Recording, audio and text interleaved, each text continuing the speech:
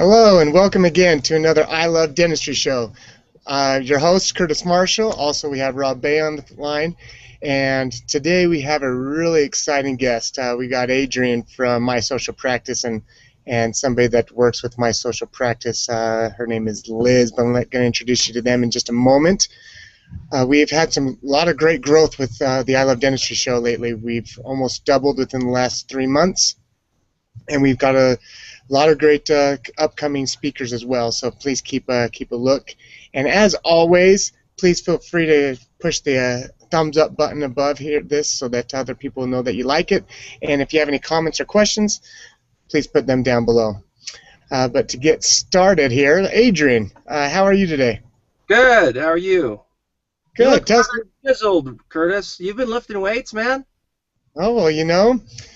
That's what it's all about. Sun's out, guns out. You know. Thanks, Adrian. Appreciate that shout out. But tell me, tell me about My Social Practice. So My Social Practice, we're a social media marketing company. We focus on the dental industry. We've been doing it for about 4.5 years now. We've got had a lot of success. Had a great time. What else you want to know? Check out our website. What about yourself? How long have you been in the dental, working with dentists? About 5 years. Before this, I did SEO, search engine optimization marketing, local search marketing, and I had a company, and we kind of transitioned into social media from that. So did that for a few years beforehand. Perfect. Well, we're happy to have you on the show. Welcome. And then we've got Liz. Liz, how are you today? I'm great. Hello.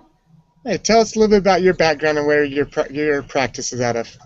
Sure. I work in my husband's practice, which is in Glenpool, Oklahoma, and he's busy with patients right now, and so I'm happy to take on and talk about social media in our practice. We've really gotten a lot of help from My Social Practice with this, and it's really been nice because I've been able to work on this and his marketing, and well, he does what he does best, which is see patients. That's great. That's awesome. And how long has your husband been practicing? We've been here for 11 years. Great. Well, we're going to be talking more about your growth here in a second, but we're glad to have you on. Rob, tell us about your background in social media. How much social media do you use? You're just saying that to make fun of me because you know that I am a social media idiot. My understanding and knowledge of social media is I am a mental midget in terms of social media, so I know very little. Well, but I'm excited to learn some more and see how it can apply to numbers and information. As everyone knows, that means you need to work with Adrian with My Social Practice. Yeah. I don't even have a personal Facebook or Instagram or anything. Yeah. So that's why I say when it comes to understanding social media, I'm a mental midget. Well, you know, about a year ago, I was in exactly the same place that you are. So it's a fast world, and you can catch up really quickly, and it's really amazing to see the numbers and the connections and what you can get out of it. It really is pretty impressive. That's awesome. I'm excited to learn. So for all you doctors out there, hold on, I'll teach you, Rob, but you have to take me down to some of those slot canyons in southern Utah, like you promised. Sounds good. We just went and did one in Zion National Park this last weekend. Great Canyon Heaps. Curtis put together a little video of it. Hold on, let me check my email and see if I got an invite. Yeah, I'm pretty sure you didn't. I didn't have an invite. Adrian, that was a pretty exclusive group, man, and you were excluded. So we considered all of our options, and we had 20, 30 options. Your name wasn't even on that list, but we'll go out and we'll go check one out. Yeah. All right. Yeah, for everybody listening, Rob Bay is quite the explorer in slot canyons. Pretty amazing. He's not a midget in that sense. He's definitely a giant in that sense, for sure. So with doctors, just as you heard Liz, she hasn't been doing this for very long. You can learn it really quickly. So please take out your pen and paper, take out some notes. As you can see, the title of today is Social Media versus Dentists and why dentists are losing the battle against social media. So my first question that I'm going to throw out to the group is, why is social media so popular? Anybody want to take a stab at that first? Go, Liz, go! Go! Okay. I think that for dentistry, I think our biggest market and our that we shoot for are moms, because they are basically the majority of the time the deciding factors. And in the age group that we're looking to market to in our practice, they are on Facebook and they're on social media quite a bit. So that I think that that's why we're kind of really doing well with that. So Liz, real quick, I love the fact that you brought up moms right off the key, right off the top, I should say. What other sites are moms on quite often throughout the United States right now? Is it just just Facebook, or are they also on other ones? I think some moms are on Twitter, but I think that Pinterest is a really big one as well. And here Facebook really kind of rules that group, because people are posting pictures of their kids. They want to keep in touch with friends. With that demographic, I think Facebook is still pretty strong, at least with our patient base. But I like Twitter and Pinterest seem to be pretty popular with moms in our age group. Yeah, I'm glad that you know that, because here locally, we've been seeing a big push in the Instagram platform. Oh, and Instagram. Yeah, sorry I didn't say that too. Yes, and Instagram. So I mean, as long as you know what your audience, who is typically with the dentist, it's the mom. They're the ones making the decision, telling the husbands where to go. They're the ones taking the kids. You want to be connected with them and have a good connection. So, following that, why social media has become so popular? Why are moms on it, or why is it good to be connecting with moms on there? For us, I think that one of the things that we've really enjoyed is getting out information. I think it's a quick way for moms to be able to search what's going on in our practice, and then as far as information that we want to get out, if there is anything in the practice we want them to know about, like no cavity club parties. We have an employee who's going to go back to school full time, and she has great relationship with a lot of our patients, and it's a great way to kind of get out information to them about why she's leaving and how long she'll be around, and we're going to have a going away party for her. And so it's a great opportunity for us to share our culture and our environment and get information out, but then also it helps us paint a picture of the things that we're doing in the community, like our community involvement, Christmas toy drives, grants for graduating seniors, and things that we do in the community. And people, when they're checking us out, can go online and look at social media and what's out there about us and get a feel for our practice and see what we're about. That's awesome. Thanks for sharing what you post there, because I know for myself on our for the I Love Dentistry show, posting on Facebook, sometimes it's difficult to find something to post, something relevant and interesting to post. So those are some really good advice on what to post, but what should we be posting? And I want to kind of direct that toward our expert on the line today, Adrian. Oh, yes. So tell me, what should we be posting? hold on, let me ask the expert. Frank Sinatra says you should be posting the right kind of content to post is the kind of content that gets engagement, right? So what's engagement? Engagement is so on Facebook, right, when you post something, whoever's following you, whoever sees that, can do one of three things. They can comment on the post, they can share the post, or they can like the post. In Google Plus, they can +1 it, or they can share it. In LinkedIn, they can reshare. I can't remember all the terminology for all the social accounts, but basically, every time you share something, your followers have the opportunity to engage with the content. So if you're not getting engagement, then that means no one's seeing it. Literally, no one's seeing it. I mean, somebody might see it, but they're not engaging, and so, but it's really not effective. And so the content you want to share is the type of content that's engaging. So what type of content is that? Well, if you look at, and I know in the dental industry, I know dentists will sometimes, like, they'll check out their competition and they'll look at other people's Facebook pages. When you do that, look to see what types of posts are getting engagement. And what you'll find, and what we found, is that the vast majority of the content that gets engagement from patients has very little to do with dentistry. It has a lot to do with the culture of the practice. It has to do with the personalities in the practice. It has to do with what the doctor's like, what the hygienist is like, what they like to do. It's about who they are, because people connect with individuals, not with dentistry. And so as we've created... Whoa. Oh, sorry. Hold on 1 second there. Are you telling me that not everybody thinks about dental all day, every day? No, everybody thinks about dental all day, every day, but their minds go numb, and then they turn into zombies.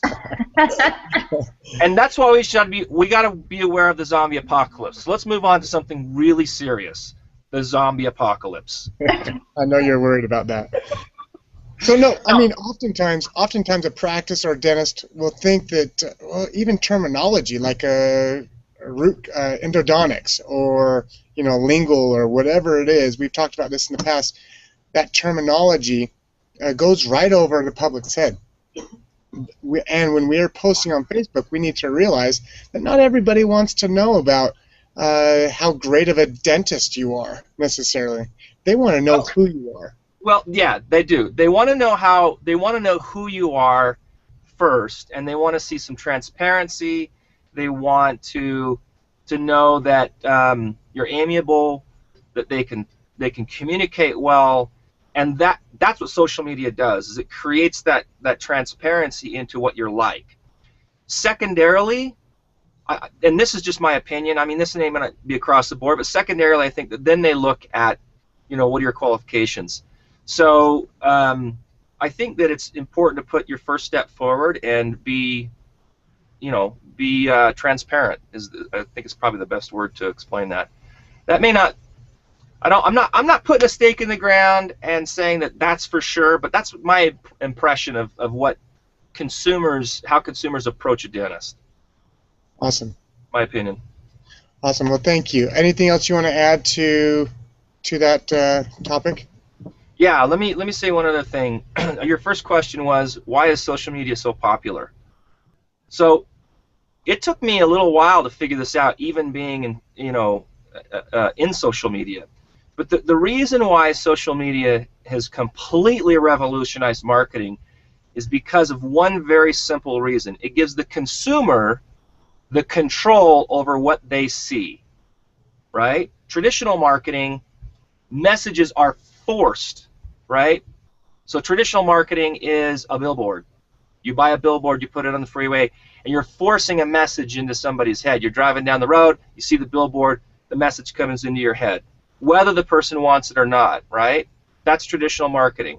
Social media marketing gives the consumer the filters that they want to filter the information. So if they want to hear your message, then they'll like you on Facebook, right? Or they'll follow you on Google Plus or whatever it might be, right? So if the consumer has the control and the ability to filter, or I should say because of that, that's why everybody likes it, because who wants to be marketed to? Like, nobody wants to see 50 million billboards as they're driving down the freeway, right? So that's the reason why it's so powerful. Awesome. I like that. Well, that's a good segue into what I wanted to follow up with next. And Liz, you've been doing marketing for your practice there for a long time, and you said you just jumped on social media with it 18 months ago. Tell me, what's been the impact of using social media in your marketing? Or first off, what were you doing before in marketing, before you're doing social media? Well, honestly, we really we hadn't invested a lot of time and energy into marketing other than just what we do with our patients. Our patients have always been our number one referral source, and we've always felt like if we take care of the people in our practice, then the rest takes care of itself. However, we just over time, we've been here for a long time, and we started looking at some of the information that we were getting about social media marketing and engaging patients, and got involved with my social practice, and it just really skyrocketed in what the possibilities are. I think that the thing that has been the most rewarding, it doesn't meet all of our patients, because not all of our patients are on social media, but it definitely reaches the patients that are. And we don't have a gigantic patient population, but we have a huge portion, surprisingly to me, that is on social media. And I've just been really excited about the things that we posted that have been surprising, I think, are the comments that they've made in talking about being a part of our practice and connecting with us. It's been really nice to see and pretty rewarding to hear some of the things that they'll say in social media about our practice. And so it's taken, instead of just having one conversation with one friend that a patient might have about saying, why don't you go to my dentist? Now if they put something on their Facebook page talking about how they enjoy coming to our office, it reaches all of their friends now, instead of just like a casual conversation on the phone or in person. So for us, that's been the power of that.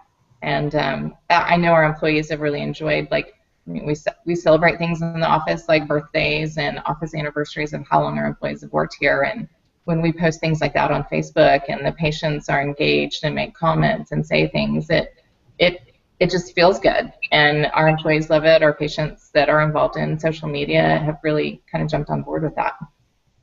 Awesome. Rob, how difficult is it to measure that feel-goodness of something like what she's talking about on social media? I don't know. Maybe that's why I'm a mental midget in terms of social media, and I don't get it. I don't understand it. There's so much of it that really is hard to initially quantify. I believe it's something that over a period of time that it builds momentum, and the more that you're involved with it, the more momentum it builds and the greater impact it has. But yeah, it's hard initially.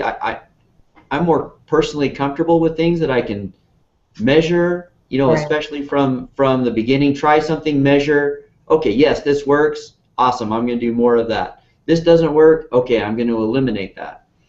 And social that's why media we is a call little you bit that's of why an we call you anomaly in terms of measuring, in that it takes persistence and doing something over an extended period of time for that return to come. And when it does, the returns can be really big. Awesome. Well, that's what I was meaning. Is it's really hard to quantify and find out how well, quote unquote, how well your social media is doing. So when do you see the fruits of it? When does social media bear its fruit and say, okay, you just got more new patients, or you got more treatment, or along those lines of hitting your goals? And either Adrian or Liz, either of you, how does that? When can a dentist start to see those fruits from all their efforts in social media? I think it's hard when you're looking at because I think most dentists probably measure how many patients come in by location, how many are referred by other patients from other doctors. Maybe they saw you in the phone book, and so those are typically, you can measure those. However, I think that everybody in the past has always had, say, a phone book ad, and you can't, or had a listing in a phone book, and you can't necessarily measure how many people you got from that. But I think that everybody 5 to 10 years ago felt like that was just something you had to do. And I think that you have to have a sign in front of your office, and you may not know how many people actually come in as a result of the way your sign looks, but we all agree that we have to have a sign in front of our office to know where we are. And I think that social media in the future is just going to be that way. It's just going to be one of those things that as a business, your presence has to be out there, because it organically contributes to so much, and you can see it in so many different aspects. That's been, for somebody who wasn't on Facebook at all before, and that's huge for us to realize that from a year and a half ago, somebody who absolutely hated Facebook and didn't want to be a part of it is now more actively involved, especially with our business. That's what we've found out. Awesome. Thanks. Yeah, I like the correlation there between the sign and Facebook, because Facebook is what they're trying to locate and what they're trying to emphasize, or all these social medias, what they're trying to emphasize are your local things that are happening locally, things that are happening in your life. And with the dental office, you want to be in that local market. You want to be a part of the community. You want to be a part of this revolution of digital entertainment for your local area. Mm-hmm. Adrian, you want to say anything else about when a dentist can see the fruits from social media? I think Liz answered it pretty well. Maybe one thing is that, when somebody starts with social media, you should not expect results like immediately. It's not like you send out a print mailer and all of a sudden you get some phone calls the next day. It's not like that. It's something that you do. Well, it should be something that you do for the life of while you're in business. I mean, it's an ongoing internal marketing campaign, and that's basically how it should be perceived as. So I've seen clients start with social media and go 6 months and go, I don't know what benefit I'm getting out of this, because they may have been looking just for new patients, right? And maybe they're not tracking well or something. And in other situations I've seen doctors like Phil Vickery, who's part of Smile Source, which is a group that Liz is involved with.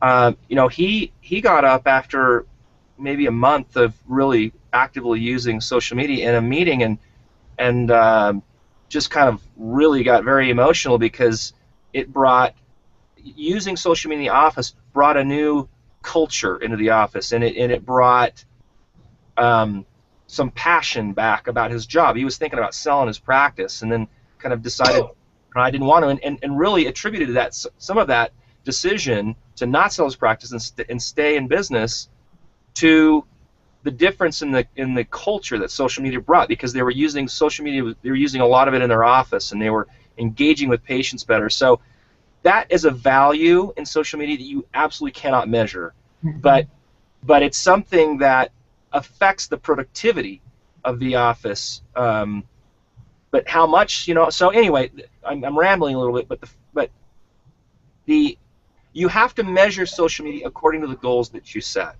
If your goal is to create a better office culture, social media can do that. If your goal is to create more patients, social media can absolutely do that. But you have to set up the campaign and the structure of whatever that campaign might be according to what you're trying to achieve. So you have a little bit of control over how to answer that question in terms of internally how you would manage it and run it from your office. Good point. Is that too ambiguous? Does that make sense? No, I think it made a lot of sense. So basically, you need to be careful on what you're posting to ensure that you get the outcomes that you want, and whether that's being just connected, being a presence within your community, or whether that's actually getting new patients, or whether that's letting everybody know what's going on within your practice, so that when they come in, they feel connected with you. And so I agree with that. I think that's a great point. Hey, Well, Curtis, social media. I have a question. I have a question as we're talking about content. So I have a daughter who's 12. She uses Instagram. She just turned 12. She got a phone. That was like her birthday present. And the main reason why she wanted a phone was Instagram. was one of the main reasons. And so I've been watching and monitoring what's going on, just so I have a little bit of connectivity to what's happening. And granted, what she's doing is very different than a dental practice, but one thing that I noticed is, I mean, she's ended up having a lot of people that follow her, but there's a couple pieces of things that she's put out there that seem to have got a lot more engagement than other things. And one of those was she had somebody who was kind of a mentor to her who passed away that she did a little bit of a tribute to. And the other one was just a picture of our family eating waffles. And those two things by far above any other things have got the most engagement, the most likes and comments and anything over anything else. What might it be about those things, and then how do you relate that to, how maybe could you relate those things to a dental practice in getting engagement? Well, waffles are like that. Anything with waffles in it, it's either a talking cat video or waffles. That's it, Rob. That's all you need to know about social media. It's totally the secret. You know, I think that I think it depends on your practice and what's going on in your practice, but we've been surprised when we put things out there what has taken off and what hasn't. And one of the things that we were shocked with was a promotion that like a campaign that we ran about win something, tell us what you like about Dr. White in the office and win something. And all of a sudden we just had tons of people posting just comments about our office, and I just thought, wow, like we can't pay for better advertising from this, because then we were able to take quotes and use it all over the place of what people were saying about us. And so that was interesting to me, because we had posted a whole bunch of other things that hadn't really taken off, but somehow that really connected. And the other thing that we did was we put up a throwback picture of one of our employees from when she was she had won a pageant. It was one of her old pageant pictures. Couldn't believe how much that took off and got out there. And so Adrian could probably speak a little bit more to why that took off, but I think it's been just as surprising to us, and just kind of experimenting about personal information versus dental information versus what's going on in our office. It's almost like a testing ground to kind of see what our patient base reacts to, and what we should do more of, and what wasn't really, well received. So it's that in and of itself is pretty informational when you're doing market research for marketing. So absolutely, seeing what I like how Rob was able to look at to see how many people shared it or liked it or commented, and he said, hey, as a numbers geek that he is, hey, this is what works. These are the two things, waffles and a tribute to somebody. And so definitely look at your Facebooks and see what's working and what isn't, and don't continue to do those that aren't working, and continue those that are. We're coming up on a little bit of a hard time here. Anyone else have anything they want to say about dentists versus social media? I think it's really helpful if you have somebody like my social practice to kind of walk you through if you're a little hesitant. I think it's really, really helpful to have kind of a partner in crime. Just got to put that in there for you. Thank you for giving us a plug. I did not ask her to do that. It's true. It's scary it's scary when you go out on your own. You don't really know what you're doing, and it really does help if you have somebody who can kind of lead the way. So that's the end of my plug. Thank you, Liz. Well, we hope that the great thing about that, Curtis, is by doing that, you'll be able to expedite the process and avoid mistakes. And especially as we're talking about something where it takes a lot of effort to be able to ultimately get to the result, you'll get to it a lot faster by going about it the right way, instead of just putting stuff out there about waffles and hoping that it will come back to you. Don't listen to Rob. Waffles work. Well, I love that waffles got injected into this conversation. But I hope next time we can get Rob to start a Facebook page, and we'll get everybody to like his Facebook page, and befriend them. Maybe I could get my social practice to build a Facebook page, personal Facebook page for me, and put some posts out there for me about why I'm awesome, and see if we can get people to follow me. That like won't that. work. That won't work, Rob. You've learned nothing from this. You have to be involved yourself, man. It's gotta be your voice. Oh, all right. And that is the biggest thing. You want to make sure that it is your voice. It's not somebody else. You need to be connecting with those on social media because of that platform. But with that, we're glad everybody joined the I Love Dentistry. Please, if you're on the site, the ilovedentistry.org, you can see Adrian's number right above us, or his email address. Both of those will be there. Also, Liz, are you okay with me putting your email address if somebody wants to contact you? Sure. So her email address will be right up here as well. And as always, you can contact myself or Rob. But we do love dentistry. Dentistry is one of the best industries out there.